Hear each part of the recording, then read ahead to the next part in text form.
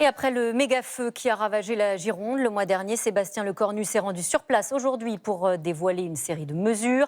Un déplacement sous les huées des habitants du Porge, commune la plus touchée, avec 183 maisons détruites. Alors, les mesures annoncées sont-elles à la hauteur des attentes? Réponse avec Lune Bonneton, Barbara Six et Marie Grouel.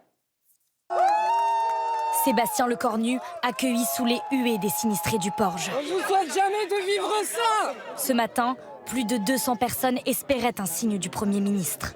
Vêtus de noir pour la plupart, tous en quête de réponse. On voulait lui poser des questions, tout en étant correct. On est là pour échanger, on est des individus, nous sommes des gens corrects. L'incendie qui a ravagé le Porge fin juillet a réduit 183 maisons en cendres. Sur place depuis hier, Sébastien Lecornu va à la rencontre des sinistrés, des pompiers, du maire. Mais toujours hors caméra. Alors ce matin, les manifestants l'attendent plusieurs heures, en vain. Il est déjà parti. Il est parti, c'est pas la peine de... Il est où? Entre incompréhension et colère, ils dénoncent une politique de la chaise vide. C'est une question de politesse. Quand on est hauts dirigeants et hauts fonctionnaires, on a le devoir de venir voir quand même les habitants de la commune sinistrée, quoi. C'est l'apocalypse, il n'y a plus rien. Et eux, ils viennent pas. Pas d'échange, mais des annonces pour la reconstruction. Le Premier ministre promet notamment 12 millions d'euros d'aide pour la Gironde et les Landes. Un délai raccourci de 3 à 1 mois pour les permis de construire et une exonération de cotisations sociales pour les 13 000 entreprises touchées. La méthode est assumée. La blessure et donc la colère que ça peut évidemment susciter est énorme. Moi, je le comprends très très bien. Plutôt que de se montrer en photo et plutôt que de se mettre en scène, je préfère mettre du concret, un peu à l'ancienne, mais j'assume. Les aides de l'État pour les entreprises en Gironde pourraient s'élever à plus de 100 millions d'euros, selon le Premier ministre. Et sur le terrain, c'est désormais toute une région qui tente de repartir. Habitants, commerçants, la fréquentation touristique a baissé en moyenne de moitié. Et beaucoup de sinistrés sont toujours dans une grande détresse. Alexandre Pérou, Gaspard de Florival et Guillaume Beaufils. Depuis plusieurs semaines maintenant, toute sa vie tient dans ce petit camion. Il y a 15 jours, j'étais patron d'un super restaurant et maintenant j'ai Jolly Jumpy. Florian Djunakovic est un des sinistrés de la commune du Porge. Dans l'incendie, il a tout perdu. Son logement, mais aussi son outil de travail, son restaurant. Ici, c'est la salle du restaurant et là-bas, c'est la cuisine. Empêtré dans les dossiers pour les assurances, il pense déjà à la réouverture qu'il espère au printemps prochain. Mais pour cela, il faut reconstruire rapidement avec l'aide de l'État. Et ses demandes sont simples. Une bulle réglementaire, une fluidification de toutes les procédures administratives, parce qu'il y a beaucoup de gens qui sont sur le carreau. Là, il y a un autre feu qui couve et il est d'ordre économique et social. Il faut impérativement le traiter. Aider les sinistrés est toute une économie locale. À quelques kilomètres de là, la plage du Porge n'a pas été touchée par les flammes, et pourtant. On a un petit souci avec nos planches qui servent à pas grand-chose finalement. L'école de surf familiale de Pierrevienne est toujours debout, mais elle reste désespérément déserte, faute de touristes.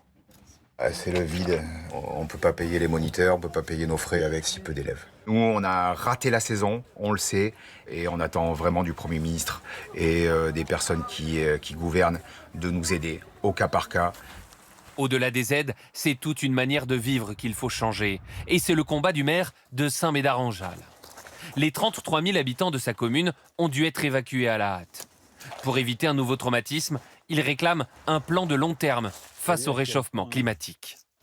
Changer de budget tous les ans, un coup on a les crédits, un coup on les a plus, un coup ceci est permis, un coup c'est interdit. On ne peut pas travailler comme ça, c'est terminé. Si on ne peut pas le faire, beaucoup de régions vont devenir, hélas, quasiment inhabitables. Ce soir, il se dit déçu des annonces du Premier ministre, qu'il qualifie de rustines. Il espère que la campagne présidentielle sera l'occasion de débattre vraiment de l'adaptation au réchauffement climatique. Et dans les Landes, après 4 jours d'angoisse, c'est le soulagement pour des centaines d'habitants. Le feu qui a ravagé 1700 hectares de forêt est désormais fixé dans la commune de Luglon. 250 personnes ont même pu regagner leur domicile aujourd'hui. Mais les pompiers restent mobilisés. Reportage de Muriel Lassaga et François Guinle. Direction Luglon, un village évacué jeudi dernier, mais épargné par les flammes. Michel Monroe n'en revient toujours pas. Alors, tout autour, tout est sec, donc forcément, la moindre étincelle, la moindre foudre, le moindre inconscient, et ça prend feu instantanément. Après des nuits sans sommeil, le retour chez lui est d'abord une joie et un apaisement, même si le feu désormais fixé ne le quitte pas. Ça sent beaucoup la fumée.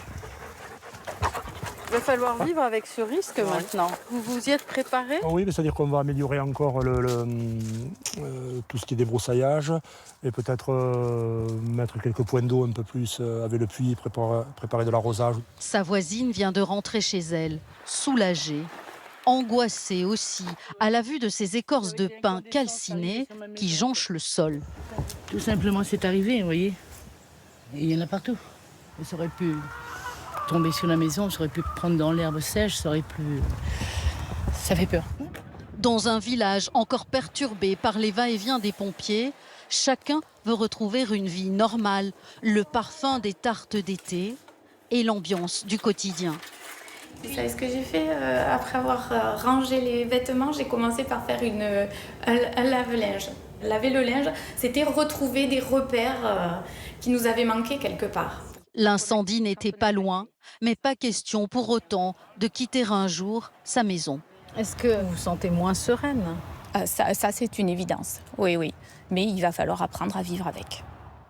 Tous se disent qu'ils ont eu beaucoup de chance. Cette fois-ci, l'Huglon a été épargné.